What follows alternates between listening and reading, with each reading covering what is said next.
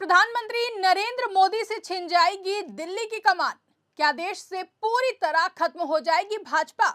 CM Mamata Banerjee ने किया ऐसा ऐलान कि देश की राजनीति में मच गया भारी भूचाल। नमस्कार, आप देखना शुरू कर चुके हैं 4PM न्यूज नेटवर्क और मैं हूं आपके साथ आकांक्षा यादव।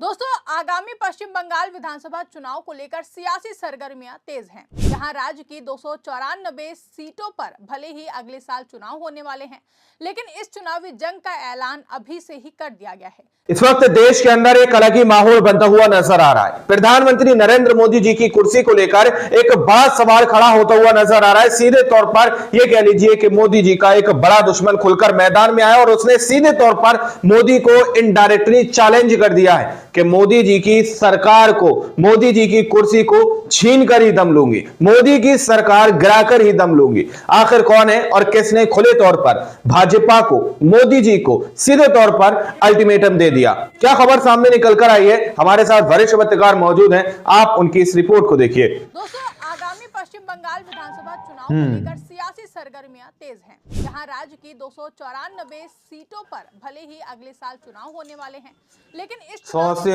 अधिक अधिकारी से ही कर दिया गया है, जिसके चलते सत्ता पक्ष हो या फिर विपक्ष दोनों ही जनता के बीच में पहुंचकर तमाम तरीके की रैलियां और सभाएं कर रहे हैं। इसी बीच पश्चिम बंगाल की मुख्यमंत्री ममता बनर्जी एक बार फिर अपने तीखे तेवरों को लेकर चर्चा में है।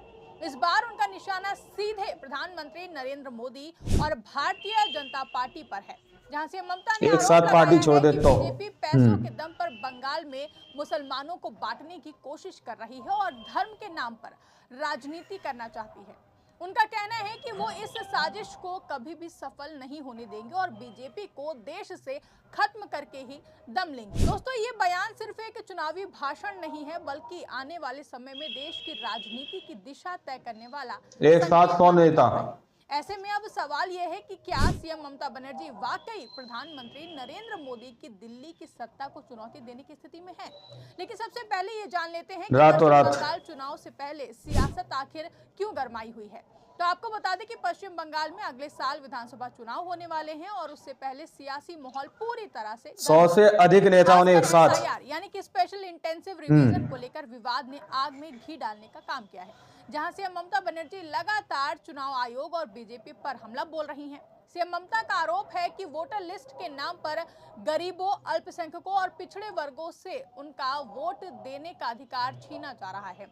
उनका कहना है कि ये लोकतंत्र पर सीधा हमला है और देश में तानाशाही चलाई जा रही है। 100 नेता। ममता बनर्जी ने कहा कि मतदाता सूची से 58 लाख नाम हटाने के बाद भी भाजपा 1 करोड़ 50 लाख और नाम डिलीट करवाना चाहती है। साथ ही आरोप लगाया कि चुनाव आयोग हर 2 दिन में निर्देश बदल रहा है। यह सब 2026 में भाजपा को बंगाल चुनाव में जीत दिलाने के लिए किया जा रहा है। ममता बनर्जी ने साफ शब्दों में कहा कि बीजेपी चुनाव जीतने के लिए हर हथकंडा अपना रही है। उन्होंने आरोप लगाया कि चुनाव आयोग पर दबाव बनाकर वोटर लिस्ट से नाम कटवाए जा रहे हैं ताकि विपक्षी वोट बैंक कमजोर हो जाए। ममता ने कहा कि बीजेपी वाले जानते हैं कि निष्पक्ष चुनाव हुआ तो वो हार जाएंगे, इसलिए वोट देने के अधिकार पर हमला किया जा रहा है। ये बयान सीधे केंद्र की मोदी सरकार की कार्य प्रणाली पर सवाल खड़े करता है। यही नहीं, सीएम ममता ने यह भी कहा कि बीजेपी वाले जानते हैं कि निष्पक्ष चुनाव हुआ तो वो हार जाएंगे, इसलिए वोट देने के अधिकार पर लगातार हमला कर रहे हैं।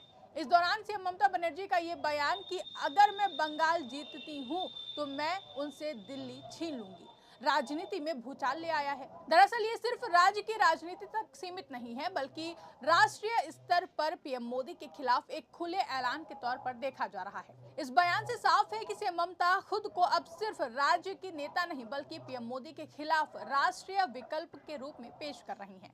जैसा कि हम सभी जानते हैं कि सीएम ममता बनर्जी के तल्ख रवैये के आगे भाजपा की एक भी दाल नहीं गलती है। पिछले 15 साल से वो पश्चिम बंगाल की कमान संभाले हुए हैं, जो कि दिखाता है कि राज्य में लोग उन्हें पसंद करते हैं और उन पर भरोसा भी करते हैं। पहले कुछ सालों में ममता बनर्जी लगातार विपक्षी एकता की बात करती रही, चाहे कांग्रेस हो, वाम दल हो या फिर क्षेत्रीय पार्टियां, से ममता सभी को एक मंच पर लाने की कोशिश कर रही हैं।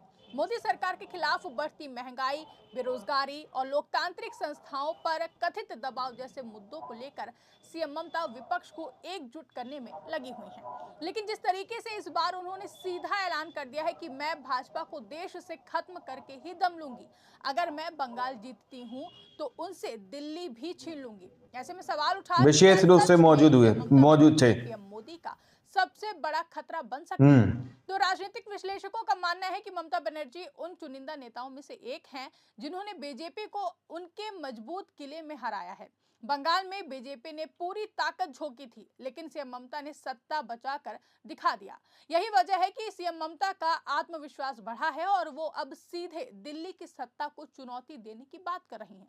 हालांकि ममता बनर्जी के आरोप सिर्फ बीजेपी तक सीमित नहीं है। उन्होंने चुनाव आयोग की निष्पक्षता पर भी सवाल उठाए हैं। उनका कहना है कि आयोग को संविधान के अनुसार काम करना चाहिए, न कि सरकार के इशारे पर। ये बहस अब सिर्फ बंगाल तक सीमित नहीं रही है। देश के कई हिस्सों में विपक्ष चुनाव आयोग की भूमिका पर सवाल उठा रहा है, जो कि मोदी सरकार के लिए टेंशन बनती हुई देखी जा रही है।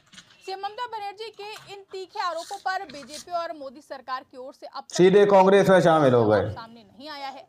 राजनीतिक जानकार इसे कमजोरी के तौर पर देखते हैं। मंगल गवित का कहना है कि अगर आरोप बेबुनियाद हैं तो सरकार को खुलकर जवाब देना चाहिए, क्योंकि चुप्पी कई बार आरोपों को और भी ज्यादा मजबूत कर देती है। देखा जाए तो ममता बनर्जी की राजनीति हमेशा से ही सड़क से लेकर सदन तक रही है।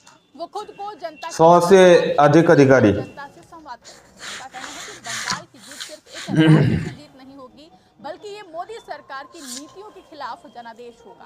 हालांकि लोकसभा चुनाव हो चुके हैं, लेकिन राज्य चुनावों के नतीजे राष्ट्रीय राजनीति की दिशा तय करते हैं। अगर बंगाल में बीजेपी को झटका लगता है तो इसका असर दिल्ली की राजनीति पर भी पड़ेगा। सीएम ममता बनर्जी एक साथ पार्टी छोड़ दे तो काम कर रही है, यानी कि राज्यों से बीजेपी को कमजोर करना और केंद्र की सत्ता को चुनौती देना। बिहार चुनाव के नतीजों के बाद भी एसआईआर प्रक्रिया को लेकर ममता बनर्जी ने साफ शब्दों में कहा था कि भाजपा बिहार जैसा खेल पश्चिम बंगाल में नहीं कर पाएगी। देखा भी गया कि कैसे वोटर लिस्ट में जारी एसआईआर प्रक्रिया को लेकर ममता बनर्जी लगातार आक्रामक हैं और सड़कों पर एक साथ 100 नेता। यहाँ तक कि बंगाल में एसआईआर न टालने पर सीएम ममता ने खुली ललकार के साथ ही बीजेपी की नींव हिला देने तक की बात कह दी थी। वहीं अब मुख्यमंत्री ममता रातों रात बयान ने साफ कर दिया है कि आने वाले महीनों में पीएम मोदी बनाम सीएम ममता की सियासी जंग और भी तेज होगी। ये लड़ाई सिर्फ सत्ता की नहीं, बल्कि लोकतंत्र, संविधान 100 से अधिक नेताओं ने एक साथ जा रही है।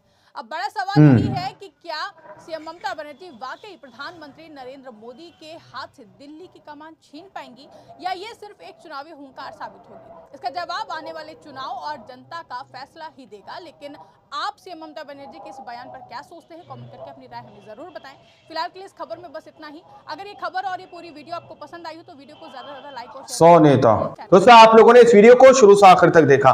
वीडियो के अंदर साफ तौर पर बात की गई है कि किस तरीके से ममता बनर्जी इस वक्त हुंकार भरती हुई नजर आ रही है। बांग्लादेश के अंदर से तस्वीरें सामने निकल के आ रही हैं, जहां पर एक नैरेटिव गढ़ने की कोशिश की गई। वहां पर जिस तरीके से लोगों को डिवाइड करने की कोशिश की गई, जहां पर जिस तरीके से जो वोट बैंक है ममता बनर्जी का, उस वोट बैंक को छीनने की और खत्म करने की कोशिश की गई। अब ममता बनर्जी ने सीधे तौर पर दो टूक बयान जारी कर दिया।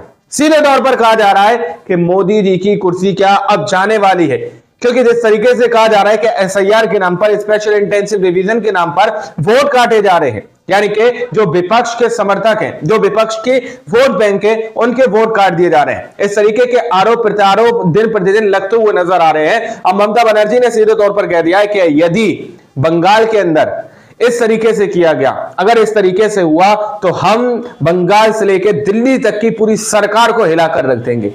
सीधे तौर पर आप लोगों ने पत्रकार महोदया की इस रिपोर्ट को देखा, जिसमें सीधे तौर पर कहा जा रहा है कि किस तरीके से ममता बनर्जी आग बबूला होती हुई नजर आ रही है। और सीधे तौर पर प्रधानमंत्री नरेंद्र मोदी जी को अल्टीमेटम भी दे दिया उन्होंने कुर्सी को लेकर।